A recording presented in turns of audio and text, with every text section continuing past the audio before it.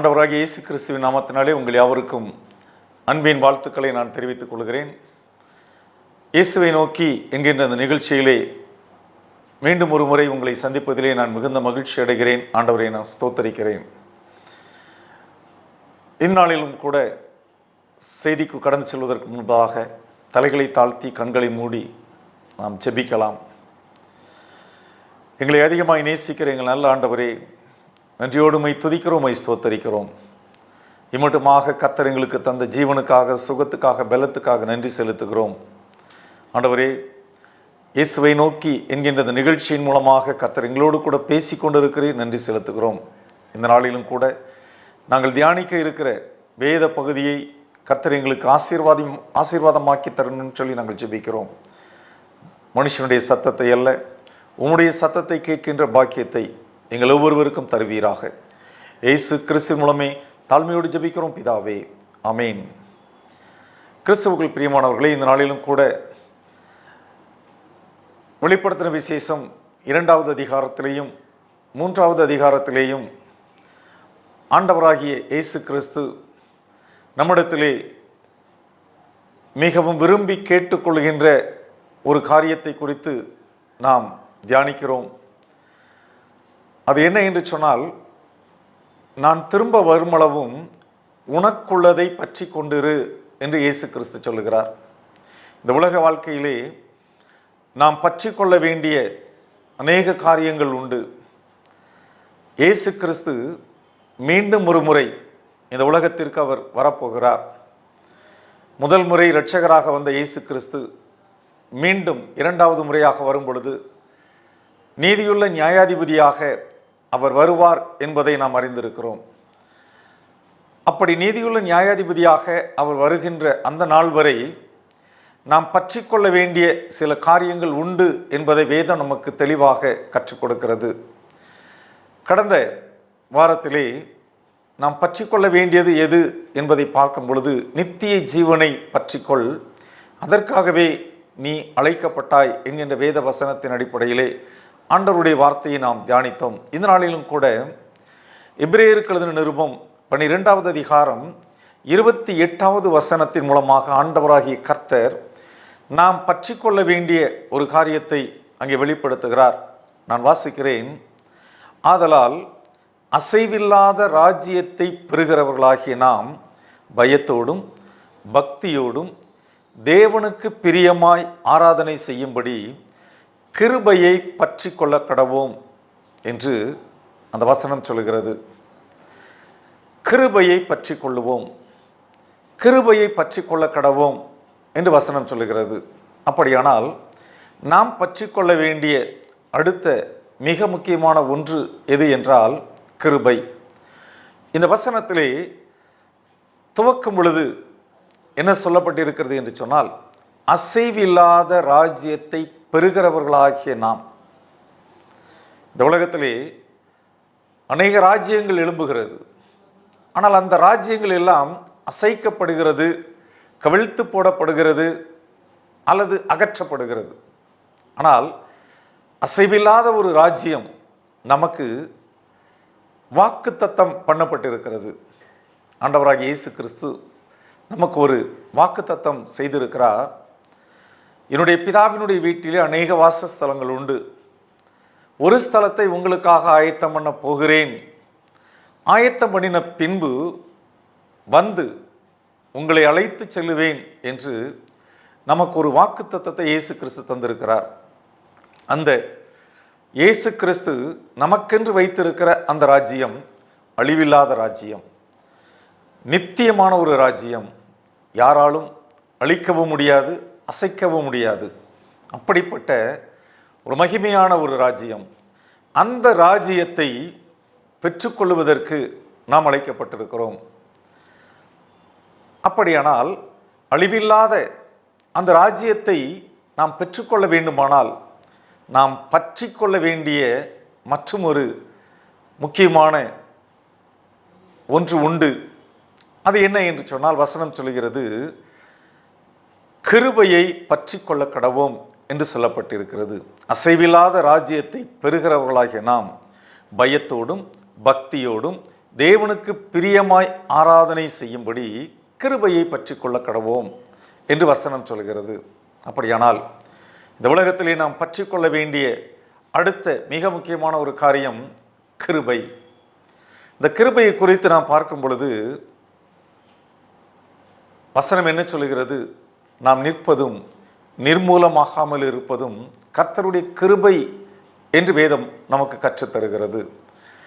அப்படியானால் இந்த உலகத்திலே நமக்கு பல விதங்களிலே நெருக்கடிகள் இருக்கிறது, சோதனைகள் இருக்கிறது, போராட்டங்கள் இருக்கிறது, கடினமான வாழ்க்கை இருக்கிறது. இப்படிப்பட்ட சூழ்நிலையிலே நாம் நிற்பதும் நிர்மூலமாகாமல் இருப்பதும் கர்த்தருடைய கிருபை என்று வசனம் சொல்கிறது. அப்படியானால் இந்த கிருபை எவ்வளவு முக்கியத்துவம் வாய்ந்தது என்பதை நாம் அறிந்து கொள்ள முடிகிறது.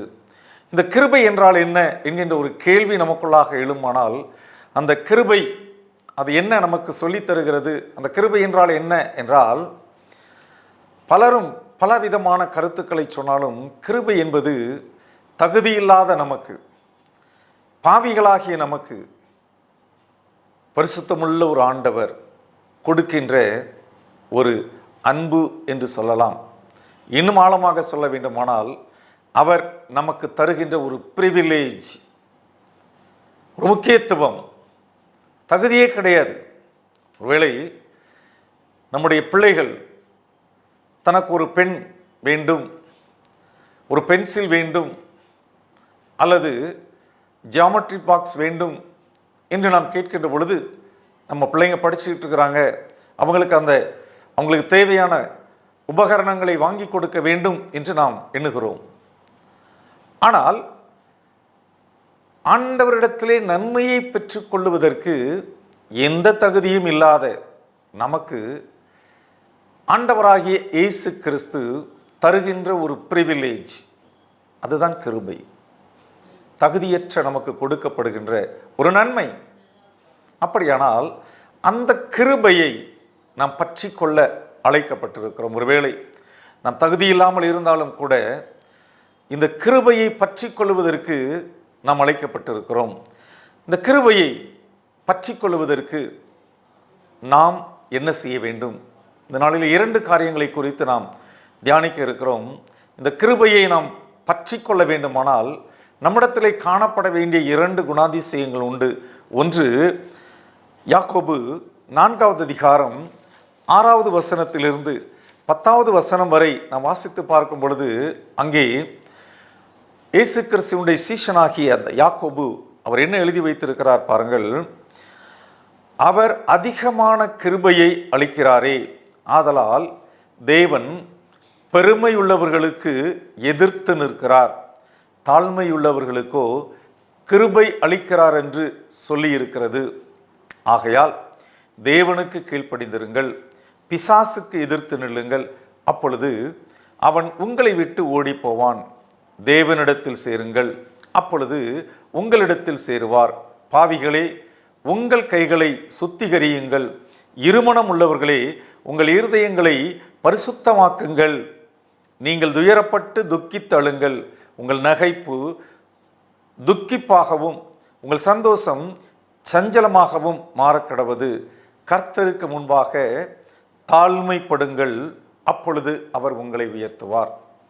இந்த 5 வசனங்களிலே யாக்கோபு நமக்கு தெளிவாக உணர்த்துகின்ற சத்தியம் என்ன என்று சொன்னால், தாழ்மையுள்ளவர்களாய் இந்த உலகத்திலே நாம் வாழ்வதற்கு அழைக்கப்பட்டிருக்கிறோம். அதான் 6வது வசனத்திலே அவர் என்ன சொல்கிறார்? தாழ்மையுள்ளவர்களுக்கோ கிருபை அளிக்கிறார் என்று சொல்லியிருக்கிறது. அப்படியானால் அந்த கிருபையை, தகுதியற்ற நமக்கு கிடைக்கக்கூடிய அந்த நன்மையை நாம் பெற்றுக்கொள்ள வேண்டுமானால் நாம் எப்படிப்பட்டவர்களாய் இருக்க வேண்டும் என்று சொன்னால், தாழ்மையுள்ளவர்களாய் இருக்க வேண்டும். பழைய ஏற்பாட்டு பகுதியிலே தாவீதை குறித்து அதிகமாக நாம் வாசிக்கிறோம். அந்த தாவீதை குறித்து ஆண்டவராகிய தேவன் என்ன சொல்லுகிறார் என்றால், தாவீது என்னுடைய இருதயத்துக்கு ஏற்றவனாக கண்டேன் என்று சொல்லுகிறார். பாவியான ஒரு மனுஷன்தான் தாவீது. ஆனாலும் ஆண்டவருடைய இருதயத்துக்கு ஏற்றவனாக அவன் மாறிப்போனான் என்று சொன்னால் அதற்கு மிக முக்கியமான காரணம் அவனுடைய தாழ்மை.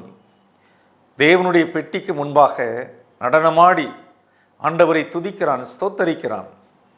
அவனுடைய மனைவி அதை மிக கேவலமாக எண்ணுகிறாள். ஆனாலும் என்னுடைய தேவனுக்கு முன்பாக என்னை ஆடுகளின் பின்னாக அலைந்து கொண்டிருந்த என்னை இந்த இஸ்ரவேலின் ராஜாவாக உயர்த்தின என் ஆண்டவருக்கு முன்பாக இதைவிட நான் நீசனாவேன் என்று சொல்லுகிறார் என்றால் அதுதான் அவருடைய தாழ்மை. அந்த தாழ்மை அவரை உயர்த்தியது. அந்த தாழ்மை அவருக்கு கிருபையை கொடுத்தது. எனவே இந்த உலகத்திலே நாம் கிருபையை பற்றி கொள்ள வேண்டுமானால் தாழ்மை உள்ளவர்களாய் வாழ்வதற்கு அழைக்கப்பட்டிருக்கிறோம். இரண்டாவதாக, இந்த கிருபையை நாம் பெற்றுக்கொள்ள வேண்டுமானால் நம்மிடத்திலே இருக்க வேண்டிய மிக முக்கியமான ஒரு காரியம் என்ன என்று சொன்னால், எபிரேயருக்கு எழுதின நிருபத்திலே 11வது அதிகாரத்திலே 6வது வசனத்திலே நாம் இப்படியாக வாசிக்கிறோம். 11:6, விசுவாசம் இல்லாமல் தேவனுக்கு பிரியமாயிருப்பது கூடாத காரியம். ஏனென்றால் தேவனிடத்தில் சேருகிறவன் அவர் உண்டென்றும் அவர் தம்மை தேடுகிறவர்களுக்கு பலன் அளிக்கிறவர் என்றும் விசுவாசிக்க வேண்டும். அப்படியானால் கிருபையை பற்றி கொள்ள வேண்டுமானால் நாம் எப்படிப்பட்டவர்களாய் இந்த உலகத்திலே வாழ வேண்டும்? விசுவாசம் உள்ளவர்களாய் வாழ வேண்டும். விசுவாசம் இருந்தால்தான் நாம் கிருபையை பற்றி கொள்ள முடியும்.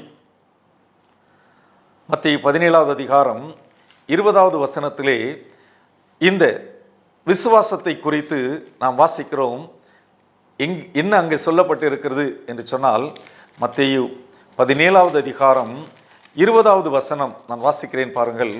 அதற்கு இயேசு, உங்கள் அவிசுவாசத்தினாலே தான், கடுகு விதையளவு விசுவாசம் உங்களுக்கு இருந்தால் நீங்கள் இந்த மலையை பார்த்து இவ்விடம் விட்டு அப்புறம் போ என்று சொல்ல அது அப்புறம் போம்.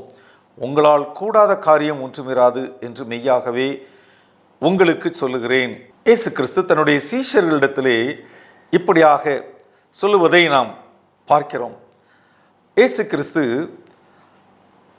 உலகத்திலே தன்னுடைய ஊழியத்தை நிறைவேற்றி கொண்டிருக்கின்ற பொழுது ஒரு மனுஷன் தன்னுடைய மகனுக்காக இயேசு கிறிஸ்துவனிடத்திலே வந்து ஆண்டவரிடத்திலே நன்மைக்காக அவர் பேசுகிறார். அப்படி பேசும் பொழுதுதான் இந்த வார்த்தையை சொல்லுகிறார், விசுவாசம் இல்லாத மாறுபாடுள்ள சந்ததியே என்று சொல்லுகிறார். அப்படியானால் ஆண்டவரிடத்தில் நன்மையை பெற்றுக்கொள்ளணும்னா நாம் தகுதியற்றவர்களாக இருந்தாலும் நன்மையை அவர் நமக்கு தருகிறார், கிருபையை அவர் நமக்கு தருகிறார். அந்த கிருபையை நாம் பெற்றுக்கொள்ள வேண்டுமானால் நம்மிடத்திலே இருக்க வேண்டிய அடுத்த ஒரு காரியம், ஒரு தகுதி என்ன என்று சொன்னால், விசுவாசம் உள்ளவர்களாய் இருக்க வேண்டும். விசுவாசத்தினாலே இந்த உலகத்திலே அநேகர் பல காரியங்களை அவர்கள் பெற்றுக்கொண்டார்கள் என்று வேதத்திலே நாம் வாசிக்கிறோம். எபிரேயர்கள் நிருபம் 11வது அதிகாரம் முழுவதுமாக நாம் வாசித்து பார்க்கிற பொழுது அங்கே பல காரியங்கள் சொல்லப்பட்டு இருக்கிறது. ஆனாலும் 35வது வசனத்தை நாம் வாசித்தோமானால், ஸ்திரீகள் சாக கொடுத்த தங்களுடையவர்களை உயிரோடு எழுந்திருக்க பெற்றார்கள். வேறு சிலர் மேன்மையான உயிர்த்தெழுதலை அடையும்படிக்கு விடுதலை பெற சம்மதியாமல் பாதிக்கப்பட்டார்கள். வேறு சிலர் நிந்தைகளையும் அடிகளையும் கட்டுகளையும் காவலையும் அனுபவித்தார்கள். அப்படியானால் ஆண்டவரிடத்திலே கிருபையை பெற்றுக்கொள்ள வேண்டுமானால் விசுவாசம் உள்ளவர்களாய் காணப்பட வேண்டும். இந்த நாளிலே கிருபையை பற்றிக்கொள், அதற்காக ஆண்டவராகிய இயேசு கிறிஸ்து நம்மை அழைத்திருக்கிறார். அழைக்கப்பட்ட நம்மிடத்திலே காணப்பட வேண்டிய முதல் 2 குணாதிசயங்கள், ஒன்று தாழ்மை, மற்றொன்று விசுவாசம். தலைகளை தாழ்த்தி கண்களை மூடி, ஆண்டவரே விசுவாசத்தை எங்களுக்கு தாங்க, உம்முடைய கிருபையை நாங்கள் பற்றிக்கொள்ள வேண்டுமானால் எங்களுக்கு விசுவாசம் வேண்டும்.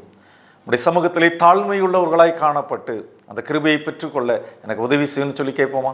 தலைகளை தாழ்த்தி கண்களை மூடி நாம் செபிப்போம். எங்களை அதிகமாய் நேசிக்கிற எங்களால் ஆண்டவரே, நன்றியோடுமை துதிக்கிறோம், ஸ்தோத்தரிக்கிறோம். கிருபையை பற்றி கொள்ளுங்கள் என்று எங்களை அழைத்திருக்கிறீர். அந்த கிருபையை பற்றி கொள்ள வேண்டுமானால் எங்களிடத்திலே காணப்பட வேண்டிய குணாதிசயங்களை நாங்கள் ஆராய்ந்து பார்க்க இந்த நாளிலே நீ தந்த வாய்ப்புக்காக நன்றி செலுத்துகிறோம். தகுதியற்ற எங்களுக்கு நீர் தருகின்ற நன்மையை நாங்கள் பெற்றுக்கொள்ள வேண்டுமானால் முதலாவது எங்களிடத்திலே தாழ்மை காணப்பட வேண்டும் என்று எதிர்பார்க்கிறீர். அன்றைக்கு தாவீதினிடத்திலே காணப்பட்ட ஒரு தாழ்மை எங்களிடத்திலும் காணப்பட எங்களுக்கு உதவி செய்வீராக. விசுவாசம் உள்ளவர்களாய் நாங்கள் விளங்க வேண்டும் என்று எதிர்பார்க்கிறீர். உம்மை விசுவாசிக்கும்படியான ஒரு பாக்கியத்தை பெற்றுக்கொள்ள எங்களுக்கு உதவி செய்வீராக. இந்த உலகத்திலே அநேகம் பேர் உம்மை விசுவாசித்ததினாலே அநேக நன்மைகளை பெற்றுக்கொண்டார்கள் என்று எபிரேயர் நிருபம் 11வது அதிகாரத்திலே நாங்கள் வாசிக்கிறோமே. அதே போல நாங்களும் விசுவாசம் உள்ளவர்களாய் உம்முடைய கிருபையை பெற்றுக்கொள்ள இதோ எங்களை உம்முடைய சமூகத்திலே தாழ்த்தி அர்ப்பணிக்கிறோம். ஆசீர்வதிங்க, உம்முடைய கிருபைக்குள்ளாக எங்களை வழி நடத்துங்க. இயேசு கிறிஸ்துவின் மூலமே தாழ்மையோடு ஜெபிக்கிறேன் பிதாவே, ஆமென். கர்த்தர் உங்களை ஆசீர்வதிப்பாராக. God bless you. Thank you.